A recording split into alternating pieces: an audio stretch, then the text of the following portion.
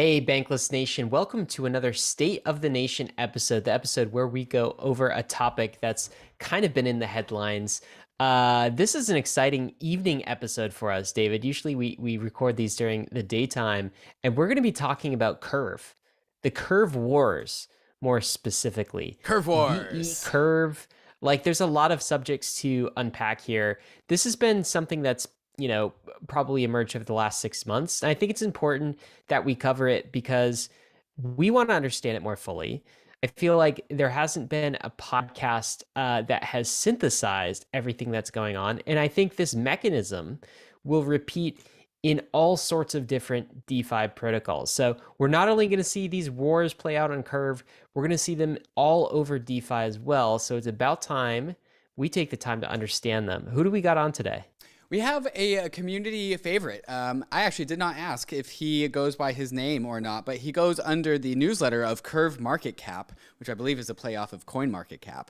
And apparently Curve is deep enough to justify an entire newsletter. And so CurveMarketCap has gone with just producing enough content out of about Curve, just unpacking what's going on in the world of Curve Wars. And no other DeFi protocol has had this whole war thing going on. And so we kind of want to figure out why does Curve go so deep? What is going on? What is the game that is being played? Because apparently there's a lot of things to unpack and things to discuss. And so CurveMarketCap is going to unpack that for us.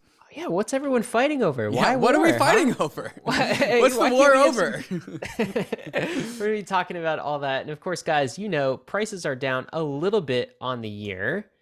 So got to tell you about crypto IRA, getting a crypto IRA, that is, from our friends ALTO. They wanted us to let you know now is a fantastic time to open your IRA account, okay? Not only they want to let you know, I want to let you know. I love these things, David. I think crypto IRAs are the best way for retail to avoid paying taxes on crypto gains. This is the truth. And that could be a lot, okay? And I did this a few years ago when the market was down. Probably the most tax optimized thing I've ever done was to open an IRA and also convert some of my old 401ks to the IRA structure and buy crypto.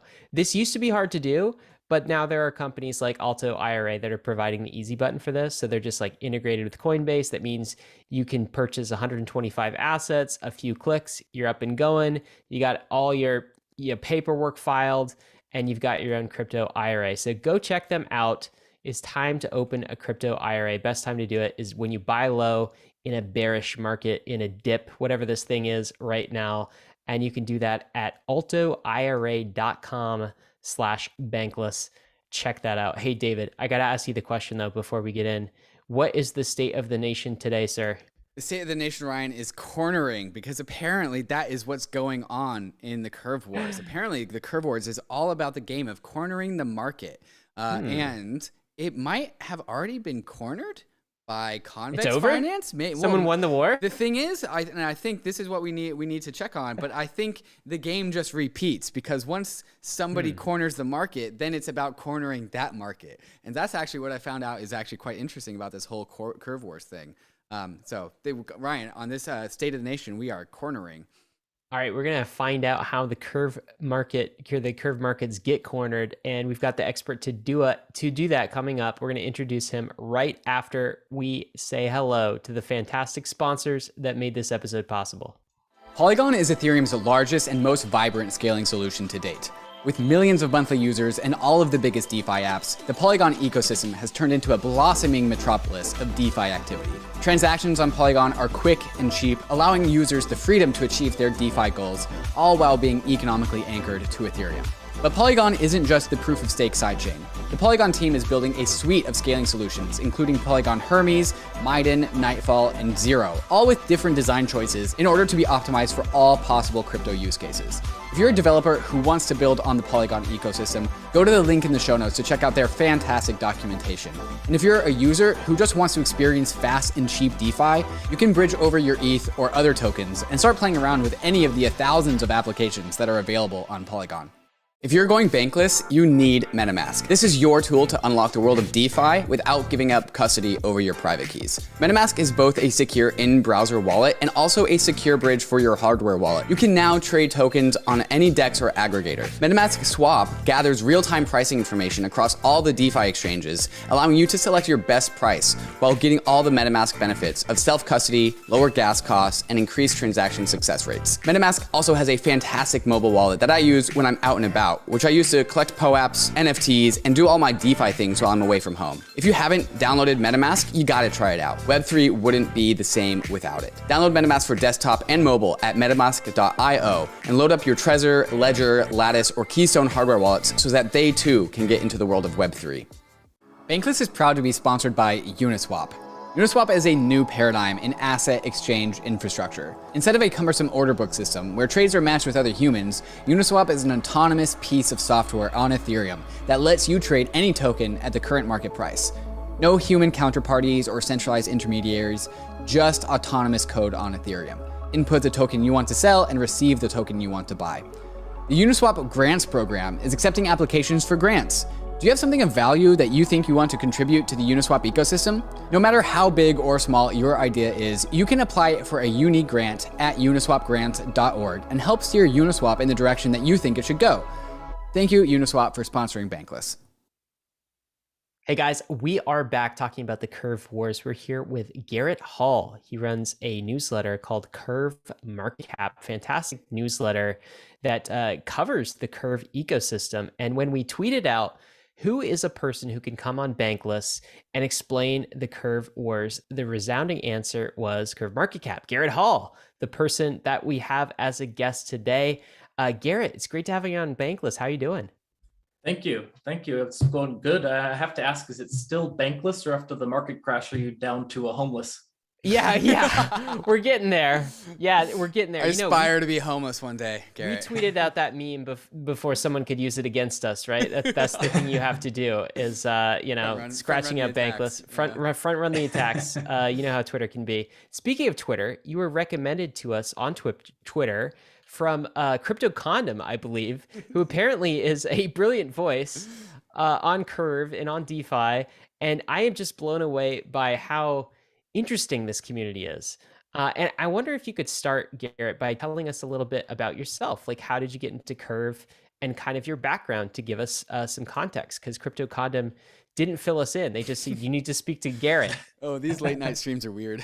We're already entering the after dark territory, right? So we can be explicit. No, I got my start in crypto actually back in 2014. And for various reasons was out of the space until about 2019 when I popped back in.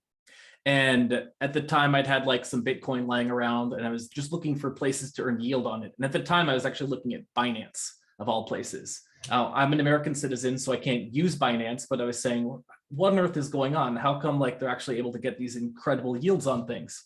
So I asked a colleague of mine and I was saying, hey, what do you know about this? And he was like, stop. Don't look at Binance, look at Curve. And this was at the time that Curve was having its Curve swerve drama. I don't know if you were around to remember that. It's like very old school. Swerve was a frick of Curve is what I remember, what I recall. Exactly. So I started to poke around and take a look at it. And the more that I read, the more that I learned about Curve, just the more the more my mind was blown. So I just decided to just dive all in. That's awesome. Yeah. And what about it blew your mind? I'm curious, Gerrit. Like, what's cool about it? So there's a number of things. If you look at where it is today, it's phenomenal. It's got nearly $20 billion in value locked, according to DeFi Llama, by far the largest source of liquidity in all of DeFi. This is now across 8 chains. The mathematics behind the Curve pools are bespoke. So when you read through the Curve white papers, they get into incredible detail and very higher level math. And I'm a huge math geek, so that really definitely appealed to me. In a nutshell, it allows for incredibly high volume transactions with extremely low slippage, which makes a huge difference for whales. And you two are probably whales, but for peasants like me, the Curve tokenomics is also incredibly generous at splashing these fees to Curve holders.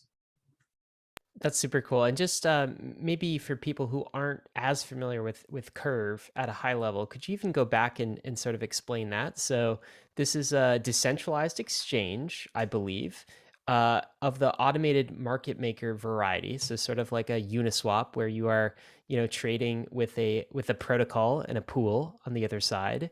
But it specializes in similar tokens, right? So like, stable coins would be one, where the tokens are like kind of similar value, and Curve tries to sort of equalize them.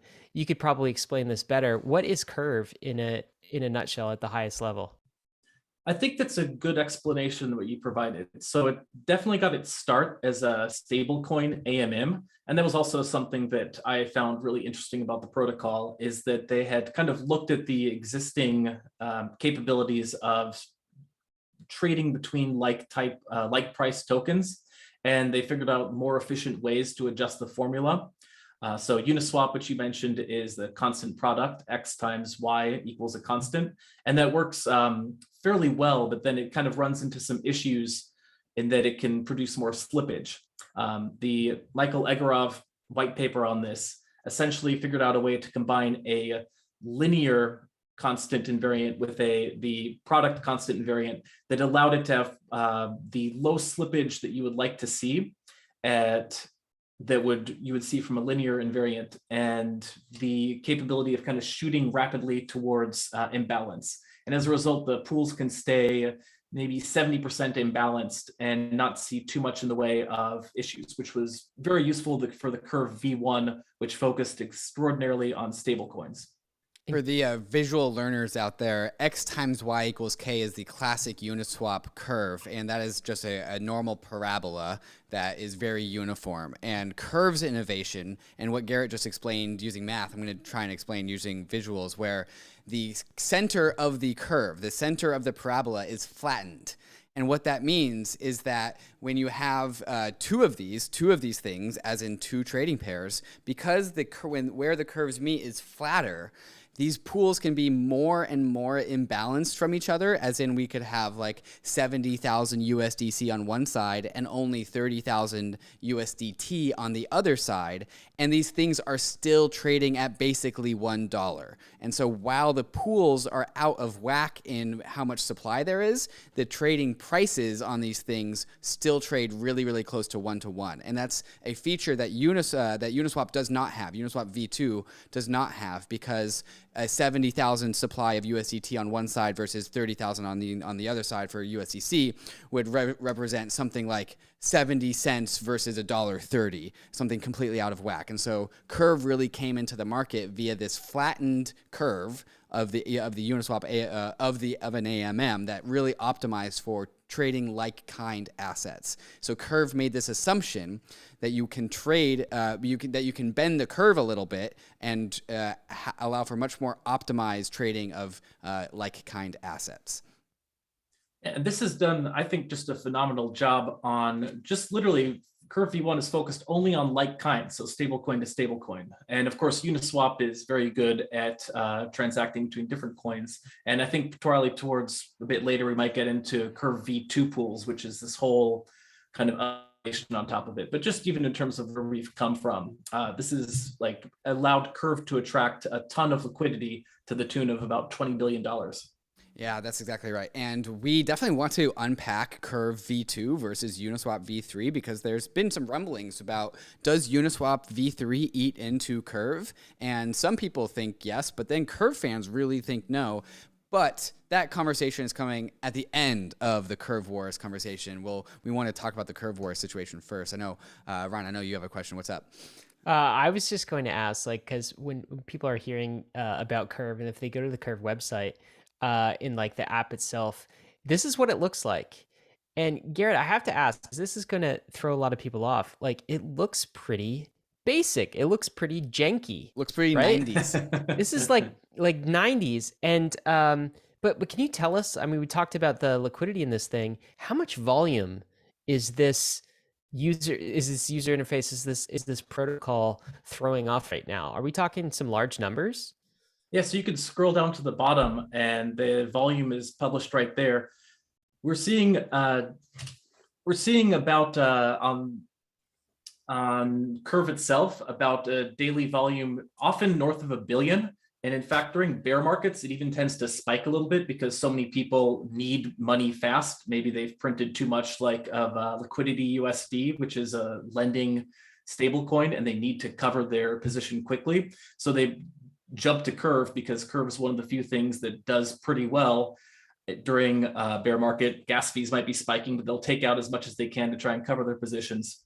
So in fact, during the market crash of the past few days, we actually saw Curve routinely exceeding $1 billion in trading volume per day, in some cases 2 billion. Are people using this interface, or is it all happening kind of money robots behind the scene, aggregators, that sort of thing? So personally, I do think that this super retro interface is gorgeous, but I'm like older than the average person. I also happen to know that they're working on a new UI, which is a bit more of like a Windows 98 type feel. Oh, cool. Getting an upgrade. Going from Windows 3.1 to 98. That's great. But I myself, I'm a super geek, so I just tend to do most of my stuff in Brownie, which is a Pythonic smart contract testing suite. Awesome. Very cool. So let's go ahead and dive into the Curve wars. So now that we understand what Curve is, we kind of want to figure out why there is a war happening and who's fighting that war. And I think this conversation starts with the CRV token. Gerrit, can you kind of take us through the unique properties of the CRV token and why it's instigated a war? Yeah, and unfortunately, the victims of the Curve wars seem to be everybody's portfolio this past week. So I'd say in a nutshell, the big value behind the Curve token is two things. There's the revenue share component, and then there's the governance aspect of it. So diving into each of these, with the revenue share, all the trading fees that occur when people are trading on Curve, usually it's about 4 basis points, and that's split evenly, and VECRV stakers earn 50% of that. So if you stake the Curve token, the CRV token, it turns into VE, which I think stands for vested Curve token, and those people get 50% of those 4 basis points for whoever's staking, right?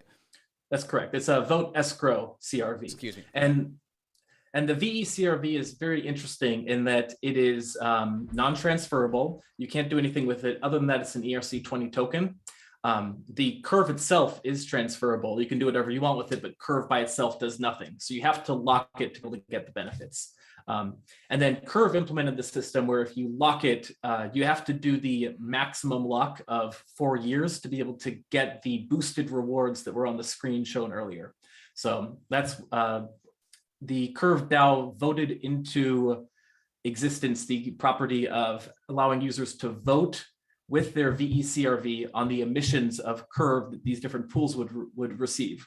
So you get some fees from the basic trading activity, but then you also can get a minimum of the number shown on the left.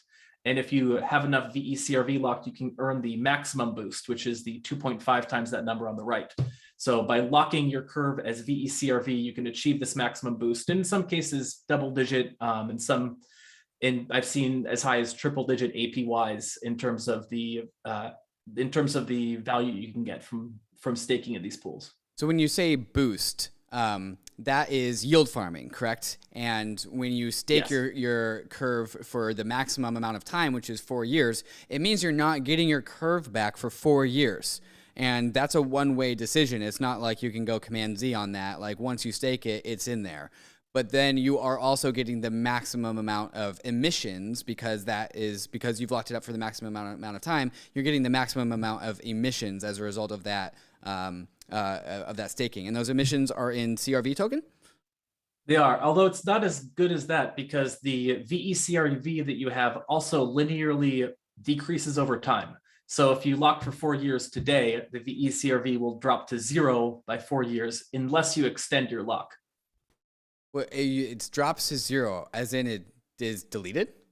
No, you still have your Curve, but the VECRV you have drops to 0. Okay, wait, but I thought VECRV is Curve, just vested or voting. No, you lock the Curve, you receive this VECRV token. It starts at the amount of curve that you have, but it decreases linearly over time until you have nothing left, unless you extend your lock. Okay. And So you it's extend the lock of the CRV token. yes. Okay. Okay. So you take your bag of curve, you lock it, and then you have to keep locking it if you want to keep getting this maximum boost. So it really does incentivize tying up the curve, keeping a massive amount of the curve off the market.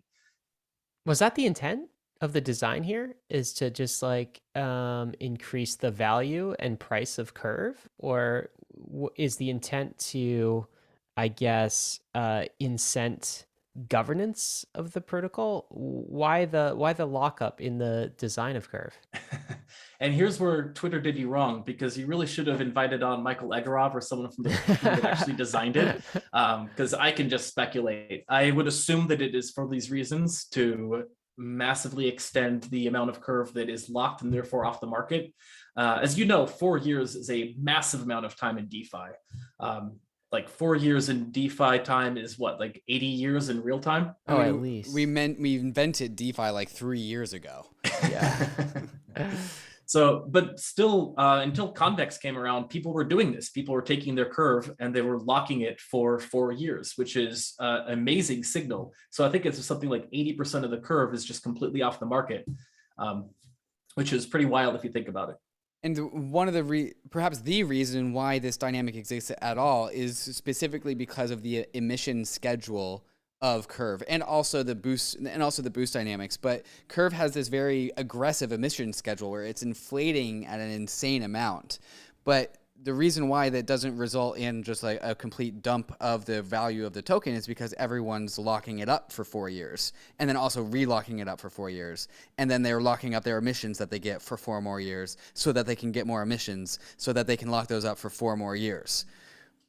So what's really mind-blowing about the emission schedule is it's actually a 300-year emission schedule.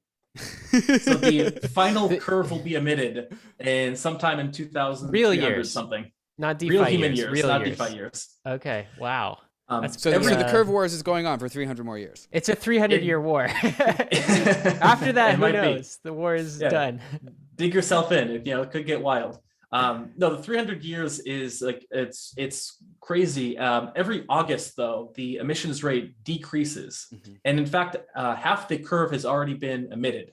So we're already 50% of the way through the emission schedule. It's been decreasing, and every August when it decreases, it's a fairly substantial amount. Okay, and just to be clear, if I own Curve, I lock it as V Curve for some length of time for being the maximum, and then I'm eligible for this boost. That means I get more CRV rewards. And am I also getting a share of like that 50% of the fee on all transactions, on all trades on Curve? Am I also getting that? And if so, what is that paid in? So that is paid in 3 Curve. The Curve 3 pool contains DAI, Tether, and USDC. When you stake any of those coins into the 3 pool, you receive a 3 pool LP token, and that LP token can then be redeemed for DAI, Tether, or USDC. So that's cool. That's like a nice little dividend. And plus, on top of the dividend, the cash that I'm getting, I'm also getting more. If we translate this into the equities world, I'm getting more stock, right? I'm getting stock as a boost for locking it up, and then I'm also getting this dividend, which is basically a percentage of revenue generated by Curve. That's correct. But if you really want to get the maximum value out of Curve, you can never actually get the value of the CRV token back. Because if the game is to corner the Curve market by having as large of a CRV share as possible, you always need to be locking up CRV as long as possible. And the only value that you get is your share of the stablecoin volume fees that get swapped. So the 2 basis points that go to the CRV holders, right? So if you keep on locking up Curve forever, and ever and ever and ever, that's how you maximize your dividends that are being paid in stablecoin fees. But you can never get the CRV back, because if you start to offload your CRV, you're also offloading your rights to the 2 basis points. Is that right? Yeah, I'd say that's a fair characterization. So you do have a dilemma. Like, the price of Curve was, before the crash, $6. It's $3 now. Most people don't even seem to care about the price, though, because if they've been locking their Curve, can't sell it until the next presidential election. Okay, so that's, I think, phase one of the curve wars, and things get even more complicated and even more crazy after this, because I think why there's so much excitement about Convex Finance is it seems to be that Convex Finance has started to really get into cornering the curve market. Would you say that that's a fair classification of Convex? Have we actually talked about, before we get there, have we actually talked about David and Garrett, like what else you can do? Because there's some voting aspect Oh, of this, right? It's like, maybe we should talk about that, because you're yes. not only locking up curve to transform to V curve to get the boost and the staking, there's also like a governance right, as I understand it, so that you actually get to decide which of the pools receive a share of future curve rewards. Is that an aspect we should talk about first before we get to your question, David, and set that up? Yeah. Yeah, that's worth getting into. So a lot of protocols have governance rights, and sometimes it's not clear what those governance rights do. With Curve, it has a very strong degree of decentralization, and nearly every aspect of Curve is managed by the VECRV holders. So most commonly, this is to periodically vote on which pools get the most rewards. And we'll get into bit more of the mechanics, especially how Convex disrupted all of that. But basically, if you see those boosts and the emissions on the front page that you looked at earlier, that's all voted on by the community. The community decides which pools it's going to reward. And there we go. If you click on home, actually the DAO is also a good place to do it too. All those rewards TAPRs are what the community decided. We vote that this pool will get 10% max boost. The next one, 3 pool, gets 1% max boost. That's just a straight up vote of VECRV holders. And so what this is doing is this is directing what stablecoin pools get more rewards in emissions. And so what that's doing is that's incentivizing liquidity to come into Curve for specific stablecoins. And so for stakeholders, for somebody like SUSD, if somebody was incentivized to really bootstrap SUSD liquidity, they might want to vote with their Curve tokens to incentivize SUSD to come in, and so they would vote in the DAO using their CRV tokens to put more rewards in the SUSD pool. And so, how has this played out? What stablecoin pools has the DAO elected to incentivize the most, and how often does that change, or is it relatively stable over time? Changes roughly weekly. And you can actually have full transparency into how the DAO is voting on it. And you can therefore try and move your coins around to the pools that are going to be, going to next week be like getting more rewards, or if your pool's losing rewards, you can move out of it. Some protocols also choose to, like the SUSD that you were pointing out, also choose to issue directly rewards in their own token. Yes, an X token. So you can see some examples of that. And so go ahead. And so is it fairly balanced, or are like from the perspective of stablecoin operators, like how badly does like Circle, for example, really want USDC liquidity, or are these types of, who's really playing and why are they playing in this game? Like, what are their interests in bootstrapping certain liquidity pools over others? Yeah, it's a good question. So I think one really good example would be Steph and F. Are you familiar with Lido Finance and their staked Ethereum? Totally. So if you have 32 Ethereum, you can run a validator node yourself. If you have maybe 1 Ethereum and you want to get the 5% interest rates, you can't do that directly. But what you can do is you can go to Steph, Lido Finance. You can stake your Ethereum there, and they will give you a Steph token, which is relies very heavily on people believing that the Steph Ethereum peg is always 1-to-1. So it's very useful for them to have a lot of liquidity in this pool, because they want to be able people to move between ETH and Steph fluidly. If there's not a lot of liquidity in the pool, then you might end up seeing a run on the Ethereum and it'll just be overbalanced with Steph. That's cool. So what's interesting here is it feels like there's some value, some additional value to V curve, right? So like, I guess there's value because V curve pays out a dividend and the boost rewards of CRV, but there's also value in the governance vote itself because that governance vote, you know, as allocated as a percentage of V curve, actually dishes out a lot of capital. It seems like a lot of liquidity rewards here. And how much are we talking, Gerrit? Like, how much money are we, you know, talking that goes through this reward system? We're talking about like millions of dollars, you know, more than this.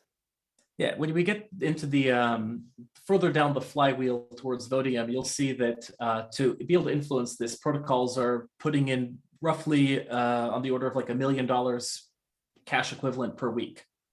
Wow. Okay. So if I'm Lido then, and I want to create liquidity for staked ETH and ETH, yeah. The ETH pair, or maybe I'm Rocket Pool and RETH and you know the ETH pair or something, then how much am I willing to pay for? Is this where bribing comes in? Like how much am I willing to pay to get liquidity on my pair? Like, or do I have to buy a whole bunch of curve and you know stake it as V curve in order to do that? Or it seems like the curve wars are about the secondary market that's popped up and created kind of a way to pay V curve holders somehow in order to sway their votes. Is that what's going on here?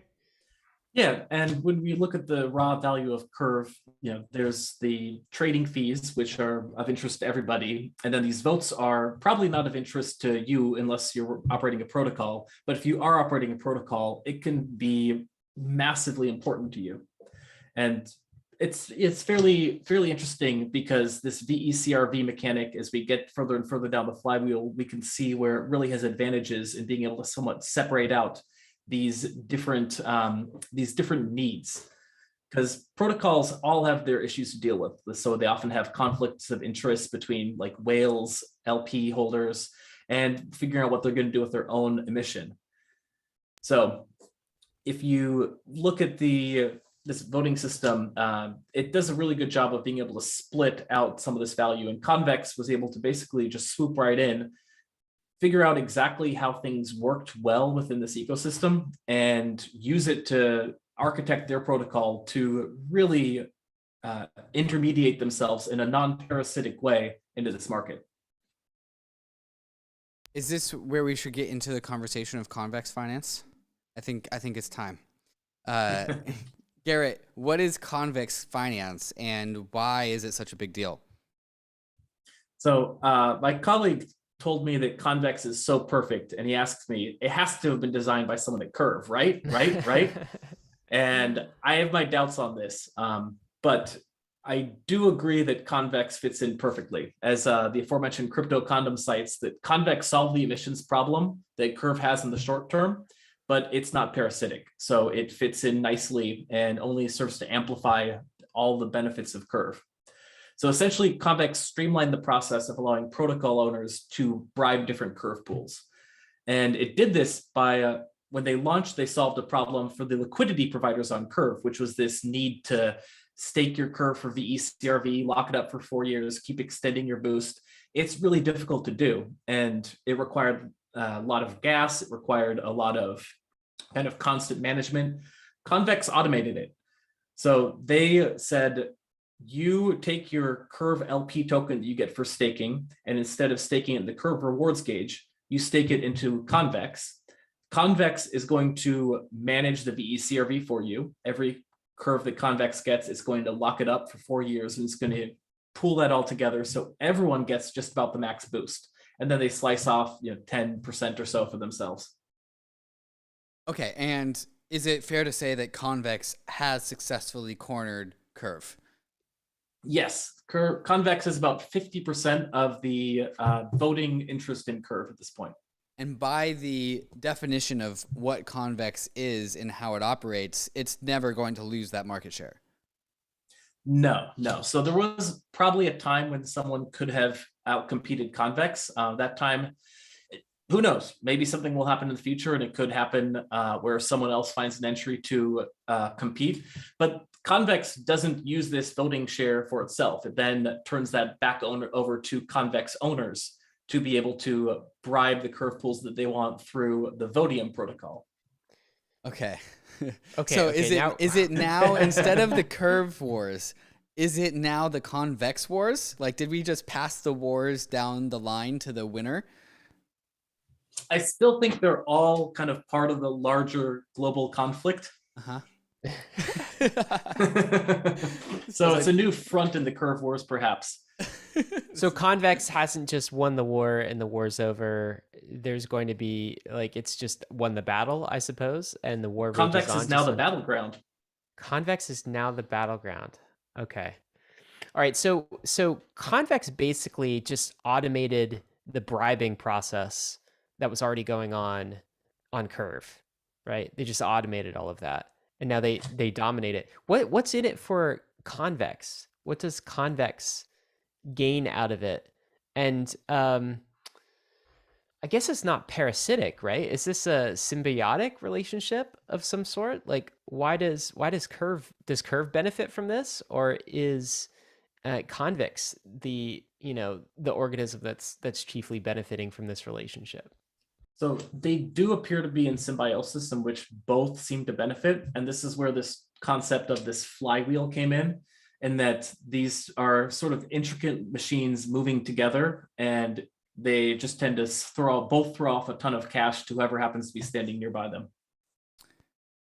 And so I'm actually really fascinated by this because at one point in time, I wrote this article. I can't remember what it's called, but it used Conway's Game of Life to describe some DeFi apps. About Gerrit, are you familiar with Conway's Game of Life?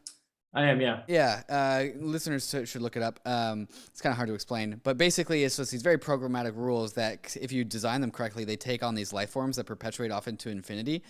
And so like there's been a lot of like DeFi innovations these days that kind of just feel like obfuscated Ponzi games. But that's not what this feels like. This actually feels like oddly sustainable. Yeah, here's Conway's Game of Life. This and so like you make these different shapes, they react to each other. Yeah, like there's a fantastic animation. There's like these self-perpetuating little organisms that with some inputs create infinite outputs and just exist. And it seems to be that Convex and Curve are the right constructions combined with the right issuance to just be kind of filling the original ethos of what DeFi was supposed to be, which is these long-term, self-perpetuating, fully decentralized applications that really return value towards the LPs and the governors. Like, this seems like an elegant model. Like, would you agree with that description? Yeah, and this is why Convex really made a splash when it first hit, because the Curve community is full of a lot of very smart people. Because of course you have to be smart if you're going to understand all these complexities of Curve in the first place. And when you look at the way each element of Convex is architected, it sort of filled in some of these gaps from the user interface perspective. So like the hassle of having to lock your Curve is kind of gone. If you want a liquidity provide, it's just so easy to dump it in Convex. You don't have to wait 4 years. You can get your money back. Convex introduced a wrapped form of Curve called Convex Curve. You can always take your Curve, give it to Convex, and get a Convex token back. The Convex Curve token can be staked into Convex to earn Convex, Curve, and 3Curve. So you get the dollars in trading fees that you would get from staking Curve. You also get Curve back from that, and you also get Convex back from that. And Convex takes that, of course. They then use that to increase their overall stash of VECRV, thus increasing their voting rights. And this is actually able to maintain its peg in the same way that Steph does, by having a Curve factory pool between Curve and Convex Curve launched. So if you ever want to take your Convex Curve and trade it back to Curve, you can do that anytime as long as the convex curve factory pool maintains its peg. It's kind of funny. We started part of this looking at the curve interface and how rudimentary it is, but it strikes me that's almost like the firmware level of this protocol, right? It's like you don't really have to. I mean, that can be abstracted through things like Convex, and that's maybe more the user interface that people are actually using practically. But one thing I'm hung up on here still, Gerrit, is like this idea of bribing. Like bribing doesn't have a positive connotation, does it? Right? So like, okay, like you're let's say this was a corporation and there was some voting shares in the corporation, and you were actually bribing shareholders to say say it's Apple, to give you a contract like we are part of that supply chain that wants to make iPhones, and so rather than compete and win fairly at that game, I'm going to just call up a whole bunch of Apple shareholders. I'm going to bribe them in order to vote to assign my supply chain company the Apple contract. That doesn't seem ethical, right? I mean, like bribes are bad, aren't they? Talk about this a little bit. Are bribes bad in this system, or is this some sort of transparent bribe that is like actually okay? Yeah, is it part of the game, or is bribe even the correct word here with all of the negative connotation? Yeah. So if I said that a protocol was using its own native token to incentivize liquidity, would that sound bad? No. No, I would also it doesn't call have it the same bribe. ring. It doesn't have the same ring to it as bribery, and bribery is effective. It works. We all know what it means. I think it's used a bit tongue in cheek, but Sure. like, what's the ethical issue that you would see with the way that this is happening? I'm not sure. It's actually just the term bribe that I'm not comfortable with. Let me ask you, are there ethical issues? Are there corruption issues? Are there issues of some nefarious token trying to get liquidity that doesn't deserve it and like buying its way into that liquidity? Or like, is that a bad thing? Are there any, hazards, moral hazards that come about as a result of this? That's a good question. I am struggling to think of it, but I am not, among my many accomplishments, I'm by no means an ethicist. So there's this website that has been spun up, Vodium, that I think has formally instantiated bribery in the Curve ecosystem. And so I kind of want to, Ryan, if you could, there we go. This is kind of the end game, I think, of the Curve Wars. This is kind of where things have landed. What are people doing here? Just take us through what are people doing when they are bribing here, and why are they doing that? We might have already covered this. No, you're absolutely right. This is where the activity all flows onto. So if you take your Convex tokens and you lock your Convex tokens, it's only a 16-week lock, so it's not quite as severe as that 4-year curve lock. And then on this site, Vodium, you could use that vote locked Convex to vote for which pools are going to receive rewards. And then also, if you're a protocol, you can directly issue a bribe here on this site so that people can go in and vote for the protocol that they think is best. Now, all the bribes are shared by everyone who votes for it. So if someone goes in and places a $1 million bribe and you're the only person that votes for it, then you would get that entire $1 million for yourself. So as a result, it tends to equalize out a little bit between the pools. And if you'd like to see some stats on this, I would suggest going to the Llama Air Force site. That's llama.airforce. Llama, like the little animal. Right. Of course, Llama Air Force. Two L's. Llama Ryan. Not the Dalai Lama. I should have been more explicit. Thank you. The Llama Air Force is alphabetically Alunara, Benny, and Fiddy, who are incredibly active and geniuses in terms of programming. If you click on the Vodium tab up there, they have all sorts of stats for Curve, Convex, and you can see all the results of all the bribery rounds, if you want to call it that. We're currently on round number 10. And as you can see, Frax has deposited nearly $6 million worth of bribes.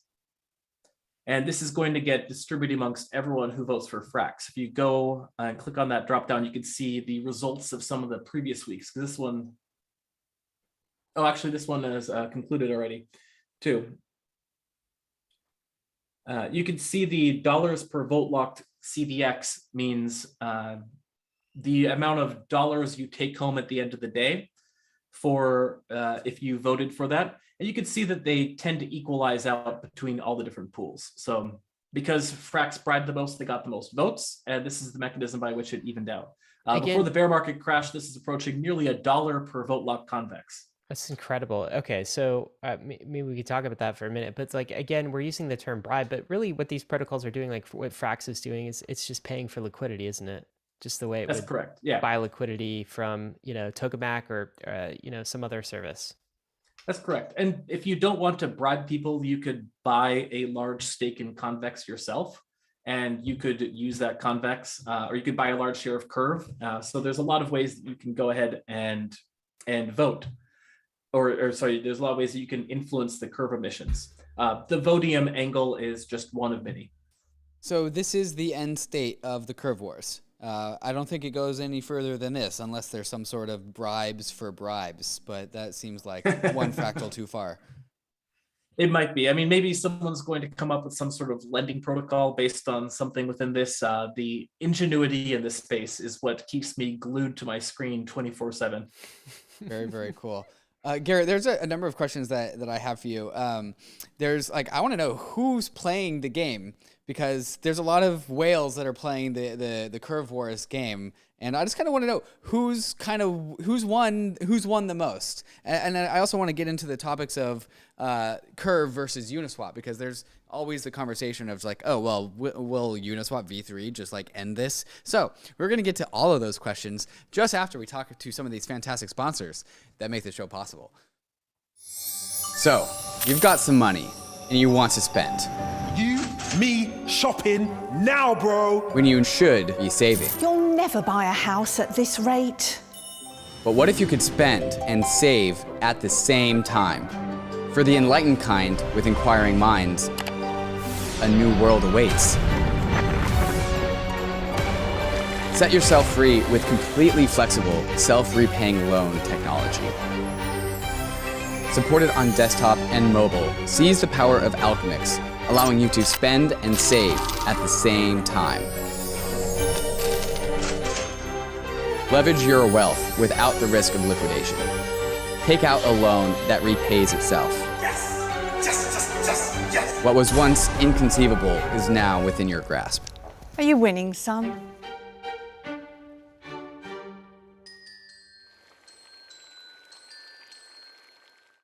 Living a bankless life requires taking control of your own private keys. Not your keys, not your crypto. That's why so many in the Bankless Nation already have their Ledger hardware wallet. But the Ledger ecosystem is much more than just a secure hardware wallet. Ledger is the combination of the Ledger hardware wallet, the Ledger Live app, and soon the CL Crypto Life card powered by Ledger. The CL card powered by Ledger is a crypto debit card with powerful features like an instant exchange to fiat, where crypto assets are only sold at the moment that you swipe your card, and also credit from crypto collateral, where you can collateralize your crypto assets in order to get a higher credit limit. You'll be able to manage your CL card powered by Ledger inside the Ledger Live app, right next to all the DeFi apps and services that you're already used to using, making the Ledger Live app your one-stop shop for all of your financial needs. Go to ledger.com, grab a Ledger, and download Ledger Live to get all of your DeFi applications all in one place.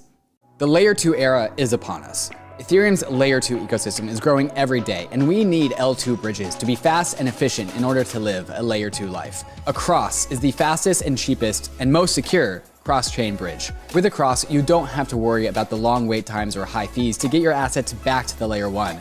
Assets are bridged and available for use almost instantaneously. Across's bridges are powered by UMA's Optimistic Oracle to securely transfer tokens from Layer 2 back to Ethereum. Across is critical ecosystem infrastructure, and ownership is being handed over to the community. You can be a part of this story of Across by joining the Discord and becoming a co-founder and helping to design the fair launch of Across. If you want to bridge your assets quickly and securely, go to across.to to bridge your assets between ETH, Optimism, Arbitrum, or Boba networks.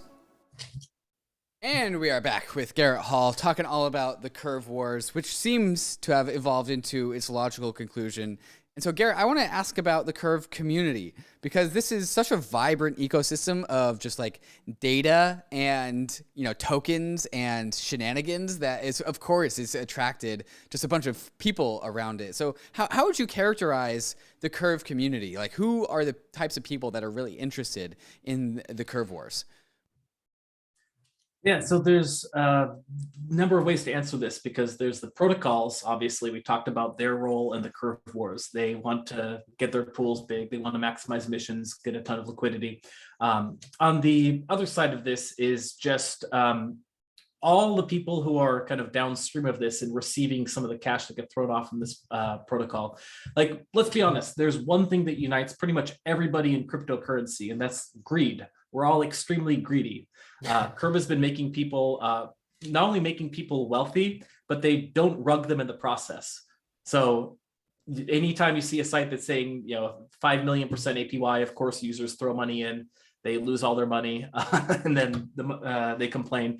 Curve has been consistently delivering. Curve has been around for 2 years, an incredible security track record. So people feel really safe and comfortable putting their money into Curve, and by extension, Convex, Vodium.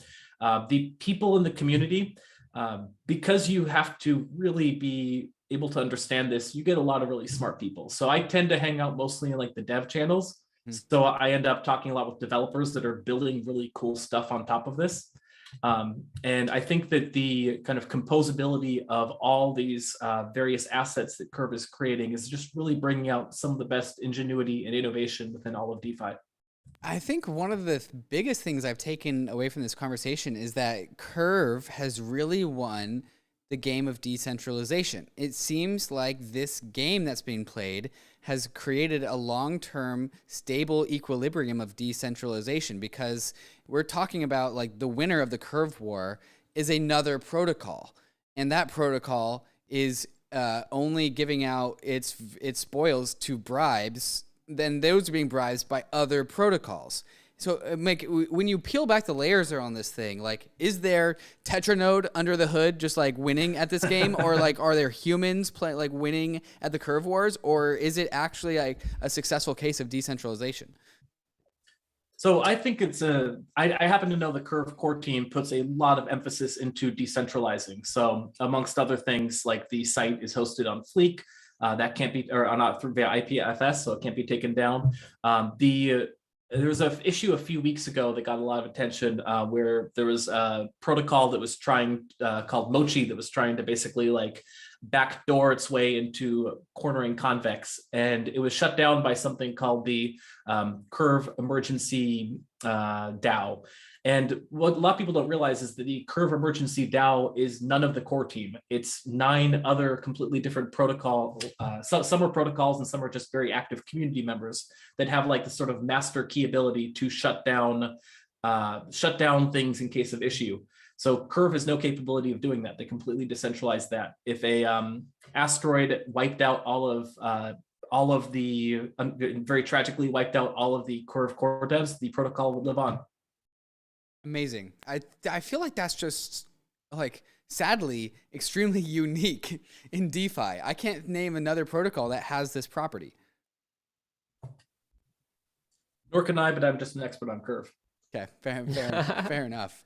All right, What's cool about this too is like all of this stuff happens on chain. Like, it's so transparent, even from the emission schedule, being able to forecast, 300 years in the future of what the Curve token supply is going to be. The fact that all of these, like the bribes are on chain, like everything is completely open and transparent and on chain. I do feel like that is very much the ethos of DeFi. I'm curious one thing, when we were talking before the sponsor break, Gerrit, about like the value of a Curve vote, and it was like 87 cents or something, according to the llama, the Air Force llama here. 87 cents per vote. And I've read some things, like the little I've read about this lately, about Convex itself and the value of Convex. And there seems to be some idea within the community. And of course, Bankless never provides financial advice. None of this is financial advice. But I've read a lot about like the valuation of Convex.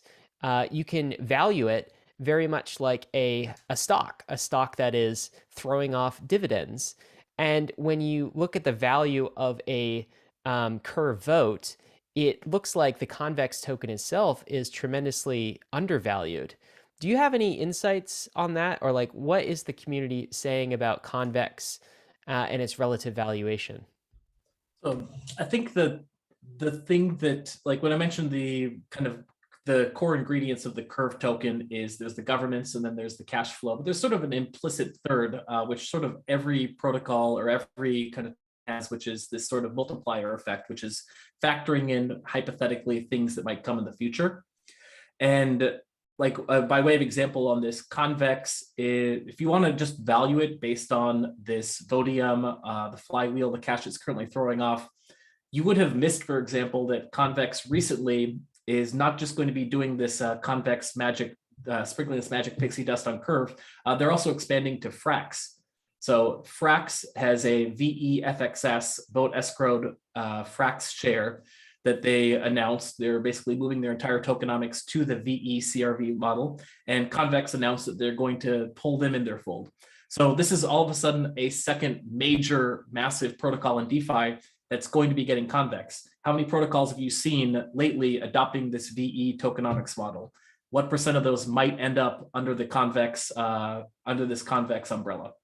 Like, what is the VE token model itself? Because that does seem to be something that a lot of protocols are, switching to, are considering, or taking a look at. Is that just basically locking up your tokens in the way that Curve has in sort of this,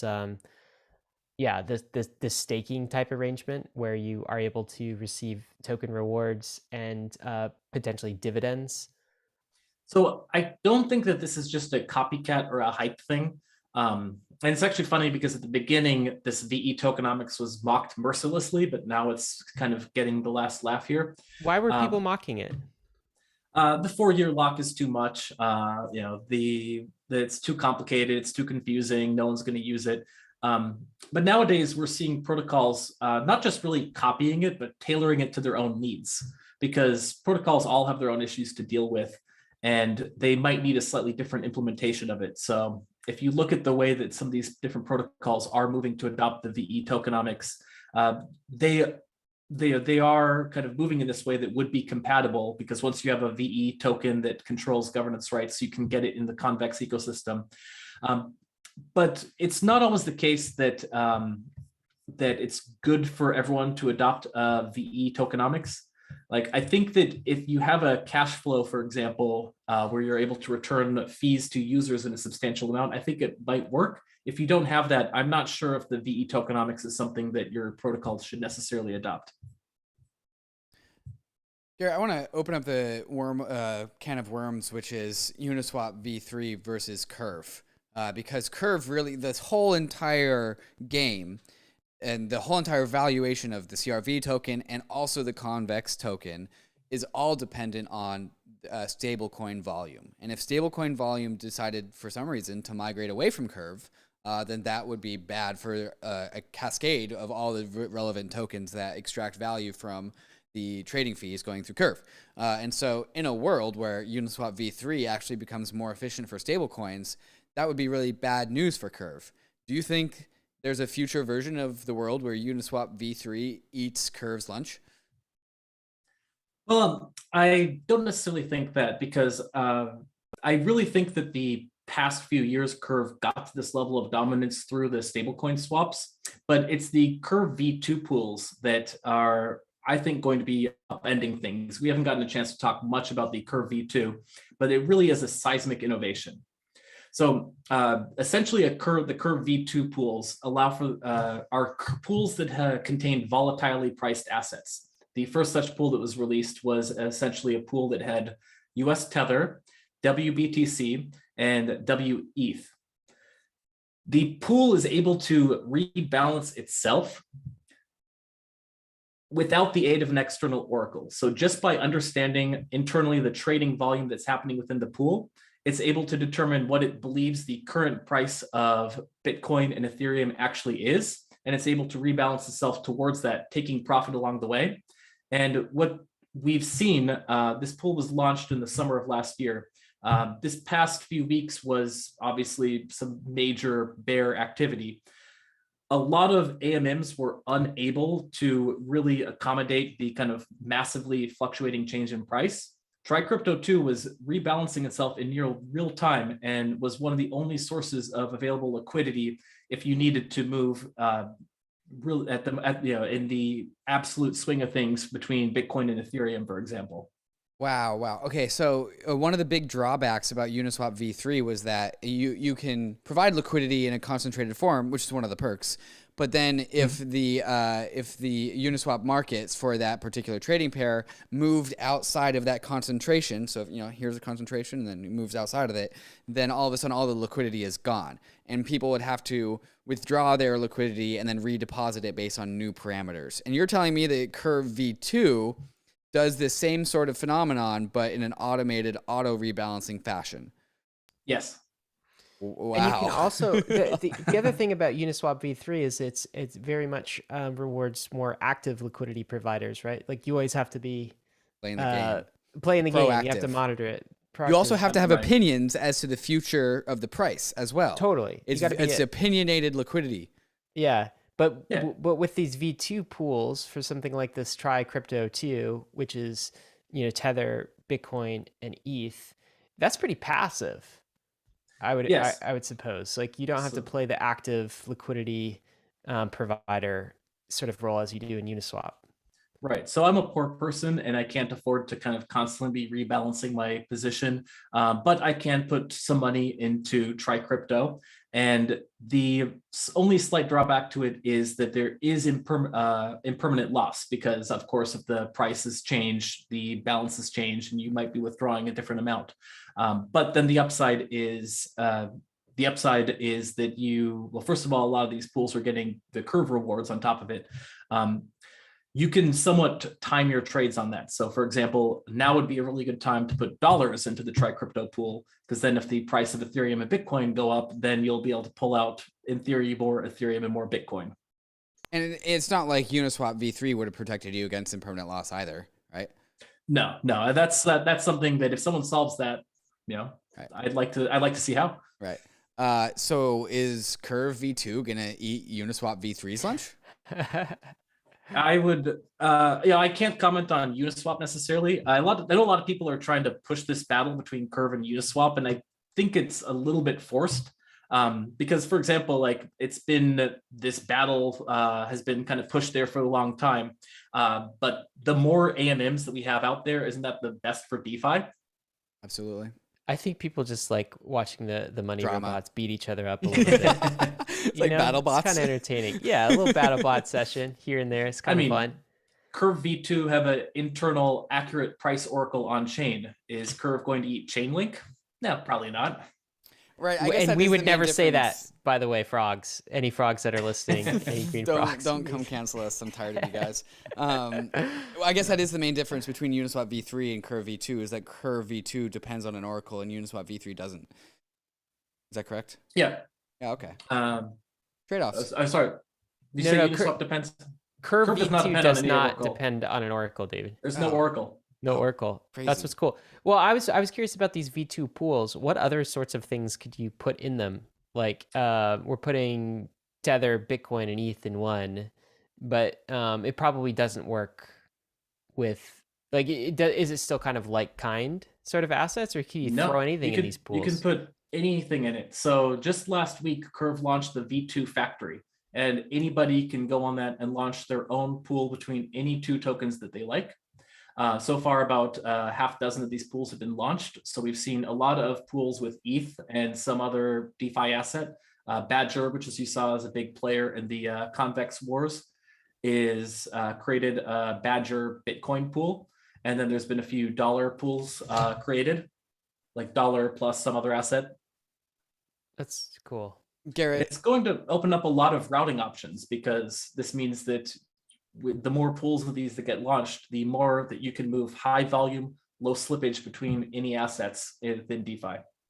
Gerrit, let me guess. If I open up the Curve v2 white paper, it's just an insane amount of crazy math. It's math. This one is like above university level math. It's really complicated. Wow. I'll be looking at that right after this podcast, David. Oh yeah, some night reading. The Well, easiest part to understand is that it uses an exponential moving average to keep track of the Oracle price. Okay. I'm also curious. I don't know if you have a perspective on this, Gerrit, but while we have you and you're thinking about Curve a lot, what is it like migrating from Ethereum main chain? I've noticed Curve being deployed on like Polygon. I'm not sure if it's on some layer twos right now, like Arbitrum. I believe that maybe happened recently. I can't keep up with it, but does that break the liquidity of Curve, or how do you see it evolving beyond just Ethereum mainnet onto some of these layer twos and other chains? Yeah, so Curve is currently on 8 different chains, and this is just as a quick aside, that's so good for like the people who aren't whales, because the ability to kind of get access to this flywheel tokenomics outside of Ethereum is really helpful for a lot of people. And there's actually a few other ways that people who aren't whales can, even on Ethereum main chain, still participate. But on the subject of the side chains, Curve has done a really good job of trying to keep its architecture easily launchable on any EVM compatible chain. And that's allowed it to kind of move very quickly between it. A lot of the bribes can be done towards pools on other chains. And some of the mechanics are not yet fully built out, but are being built out as we speak to kind of allow for kind of more and more cross-chain compatibility. Gerrit, this has been, I think, one of the most interesting and educational State of the Nations that we have ever done. So thank you for coming on and explaining the Curve Wars to us in such a digestible way. There's 2 last things I think we need to get in through on this episode, and both of them have to deal with you. And one is your PAC, your PAC.xyz. Can you, for our listeners, explain what PAC.xyz is? Yeah, absolutely. And while we're on the subject of Uniswap, I think is actually like a kind of real timely thing to talk about, because could you imagine if Uniswap wasn't headquartered in the United States, if it was headquartered in another country? They'd be throwing the founder a parade. And instead, the United States, they're unbanking him or making him bankless. Like, it's just insane what's been going on. Bankless, not in a good way. Yeah, the bad kind of bankless. This is literally, for people who aren't following, this is literally, I think this happened a week ago. Like, they canceled Hayden Adams, the founder of Uniswap. They booted him from his JP Morgan Chase. Say the names. Yeah, JP Morgan Chase canceled Hayden Adams. Jamie Dimon canceled Hayden Adams' bank account. Other names? I'm cutting up my Chase card right now. Just this whole thing is madness. One of the things that got me into stablecoins in the first place is I said, oh, this is probably a fairly safe place to be, because stablecoins, I've heard it described as like an IQ test for the national government. A rational government would be embracing this. We have a huge lead. Every DeFi asset is denominated in dollars, and instead we're attacking it. Does that make any sense to you? No, it makes no sense to me whatsoever. So tell us about PAC. How are you solving this? So I've been so frustrated with what's going on at Washington, D.C. that I just sort of floated this idea of, could we get some on-chain cryptocurrency advocacy going? Because the crypto community is wealthy, and you can buy house races for less than people are buying JPEGs for. Wait, bribes? Is that we're back to bribes again? Well, thankfully, the PAC community has a ton of lawyers and figured out how to make my wild ambitions like pass the legal test. Okay. And they've come across a number of mechanisms that we can use to be able to affect change within Congress. And one of the most important things that we've launched already is this on-chain congressional scorecard. So we are allowing anybody with a wallet to come in and vote for whoever they think is the best or the worst. And yeah, no surprise, Elizabeth Warren is negative 4.91 out of 5. Oh, wow. She's ahead of Brad Sherman at this point. That's pretty bad. That's impressive. It's a very close race, but the flip side of it is, if you sort the other way, you can see that there actually is a lot of people that are doing a lot to help out cryptocurrency. Tom Emmer at the top. He's coming on the podcast, by the way. Show the podcast. When's he coming on, David? End of February? Sometime in February, yeah. Yeah. Okay. Sorry, continue. Yeah, no, this is great, because I think that as a community, we can actually affect some change in Washington, because there's only 2 things that move politicians. One is votes and the other is money. And cryptocurrency is getting there in terms of votes, but we certainly have the money. So if there's if we are not getting our message out to Congress, then that's our fault. But we're starting to get the raw mechanics there. So this is one of the many initiatives that we're working on with PAC.xyz. We're working on wherever we can apply on-chain crypto activism and use this to best influence Congress. Well said. So Gerrit, how can people get involved in this? If I'm a regular, kind of crypto user, can I just connect my wallet and vote for some of these representatives? Is that one way to get involved? What are the others? Yes, you can. Join our Discord. Our Discord's very active. We have community calls every Friday. We talk about the initiatives that we're currently working on. So I can't quite get into all the initiatives just because it's already getting close to our close time here. Another podcast. I'd be happy to come back, or we can get someone else from the community to talk about it, because there's just a lot of work that needs to be done. We need to recruit primary challengers for all the people who are the most hostile towards cryptocurrency. Because we'll take a look at them again. This is the wall of shame right here.